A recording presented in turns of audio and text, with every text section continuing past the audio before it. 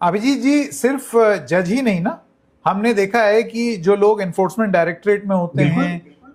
उनको भी अभी आप सीट बंगाल मिल का जाती है। बंगाल का एग्जांपल ले लीजिए। बंगाल में 90 लाख वोट डिलीट हुए। मैं देख रहा था कि ये 90 लाख वोटर 11% बनते हैं रजिस्टर्ड वोटर से, जो पिछली बार इलेक्शन में थे। और इलेक्शन और विनिंग मार्जिन जो टीएमसी और बीजेपी के बीच में जो लास्ट इलेक्शन में था वो 10% का था। जब 10% मार्जिन होता है, उसमें से आप 11% डिलीट करते हो, तो आपने नतीजा तो पहले ही फिक्स कर लिया।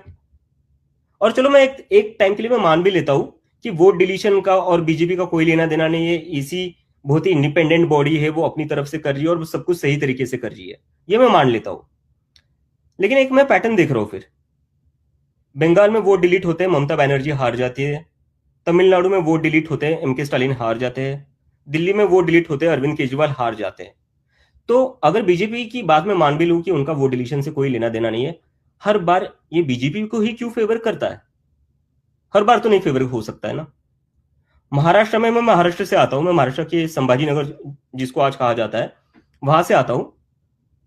महाराष्ट्र में बीजेपी की जब पीक मोदी वेव थी 2014 एंड 2019, उसमें भी संकेत वो 100 सीटें क्रॉस नहीं कर पाए थे। वो भी शिवसेना जैसे स्ट्रांग पार्टी अलायंस में होने के बाद भी। और होता क्या है, 2024 के चुनाव में महाराष्ट्र में बहुत ही नाराजगी थी। ये मैंने खुद देखा। मैं खुद तब अपने घर पर था, मैंने देखी लोगों की बहुत नाराजगी थी। 2024 के चुनाव में बीजेपी को महज 9 सीटें मिलती है लोकसभा में। 5 महीने बाद विधानसभा चुनाव होते हैं, 6 महीने बाद।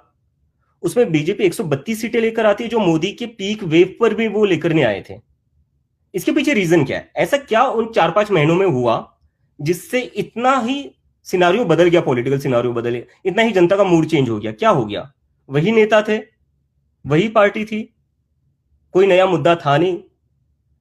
तो what is the logical explanation to this? इसका कोई लॉजिकल एक्सप्लेनेशन है तो डेफिनेटली मैं सुनना चाहूंगा।